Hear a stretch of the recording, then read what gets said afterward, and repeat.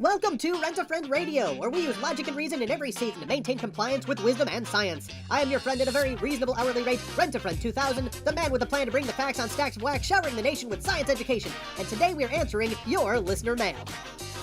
On the video A Universe from Nothing, BarakA says, "Where did God come from?" By the way, "he was always here" isn't a good enough answer. That answer is trying to answer the very question that you attempt to use to disprove atheism. That train of thought is essentially, why is there something instead of nothing? God. Why is God here instead of nothing? Well, I can't really answer that, so I'll just say the all-powerful God was always here. That totally solves that problem.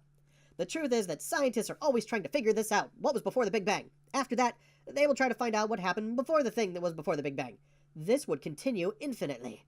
The difference between these scientists and the Christians that take Genesis literally is that while scientists keep trying to learn more and question more, the Christians are satisfied saying, "The Bible doesn't mention anything before God, I'll just stop there." My dear BarakA, a good question worthy of an answer. On the surface, this does seem to be the case. It seems like Christians are saying, the Big Bang can't be true because nothing can be uncaused.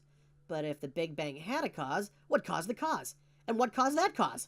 You wind up in an infinite regress, which is no better than an infinite past with no beginning, both of which leave you unable to account for existence at all. After all, if an infinite number of days or causes have to pass before today occurred, we would never have reached today, because you can't pass an infinite number of anything one at a time. So how did we get here? Obviously not through an uncaused explosion. God must have done it.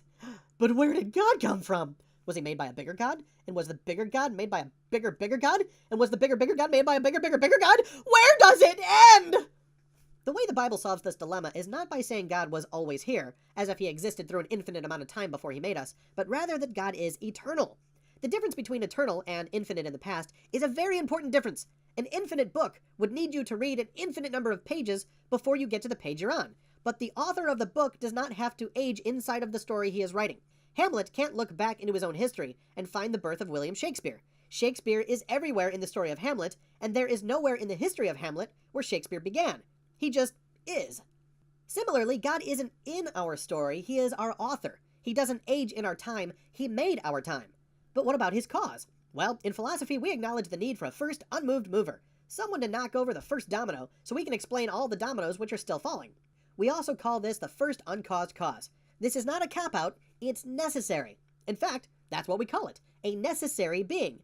Because you can't have an infinite regress of causes, there must be a first uncaused cause, a first unmoved mover, a timeless eternal cause of the temporal universe.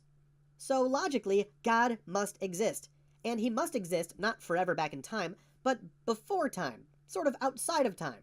So do Christians say, the Bible doesn't mention anything before God, so I'll just stop there? No, sir. Philosophy shows us that the Bible describes God accurately when it says he is uncaused and eternal. God must exist. He cannot not exist. This is not the result of stopping the investigation. This is the result of following reason to where it has to lead. And as always, it leads back to the Bible. This is your Rent-A-Friend saying thanks for listening to Rent-A-Friend Radio. Don't wait for fate, there's no debate. I'm your friend at a very reasonable hourly rate. You dudes and dearies, send me your queries and I'll holler back Jack with answers and facts. I'll see you again. I hate this to end, but thanks for letting me be your Rent-A-Friend.